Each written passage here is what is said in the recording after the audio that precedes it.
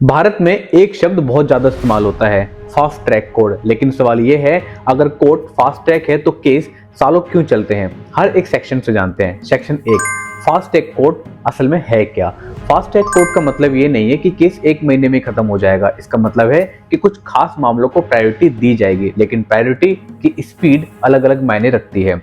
Section 2, सबसे बड़ी सच्चाई, जजों की कमी। भारत में हर 10 लाख लोगों पर सिर्फ 21 ही जज हैं, जबकि जरूरत है कि कम से कम 50 से ज्यादा जज हमें चाहिए ही चाहिए। एक जज सैकड़ों केस और रोज सीमित समय, ऐसे में फास्ट ट्रैक भी स्लो हो जाता है। सेक्शन 3, पुलिस जांच और केस की नींव। कोर्ट तभी तेज चलेंगे जब पुलिस जांच मजबूत होगी, लेकिन अक्सर हम देखते हैं कि चार्जशीट देरी से आती है, फॉरेंसिक रिपोर्ट में महीनों लग जाते हैं और सबूत अधूरे रहते हैं, तो कोर्ट मजबूर हो जाते हैं कि तारीख आगे बढ़ा दी जाए। सेक्शन 4, गवाह क्यों नहीं आते? भारत में गवाह बनना खतरे से खाली नहीं है। क्यों? क्योंकि उनको धमकी, उनका दबाव और कोई सुरक्षा उनको नहीं मिलती, तो गवाह नहीं आया तो सुनवाई टल जाती है।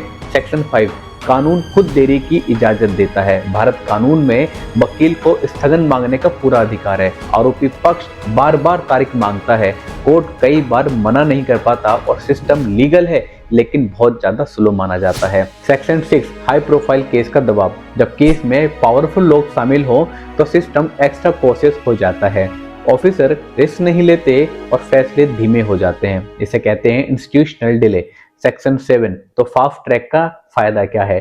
फास्ट ट्रैक कोर्ट एक अच्छा आइडिया है, लेकिन बिना रिसोर्सेज के ये सिर्फ एक नाम बनकर रह जाता है। सेक्शन 8, सॉल्यूशन क्या है? अगर हमें सच में तेज न्याय चाहिए तो हमें चाहिए ज्यादा जज और ज्यादा तेजी से फॉरेंसिक लैब की रिपोर्ट्स, गवाह संरक्षण कानून, बेवजह तारीखों पर रोक और टेक्नोलॉजी का सही इस्तेमाल। न्याय में देरी सिर्फ एक केस की नहीं होती, वो पूरे समाज का भरोसा तोड़ती है। अब सवाल ये नहीं है कि फास्ट ट्रैक कोर्ट क्यों धीमा है, सवाल ये है क्या हम सिस्टम बदलना चाहते हैं? अगर सच में सिस्टम बदलना चाहते हैं तो हमें सिस्टम के लिए आवाज उठानी ही चाहिए। जय हिंद, जय भारत।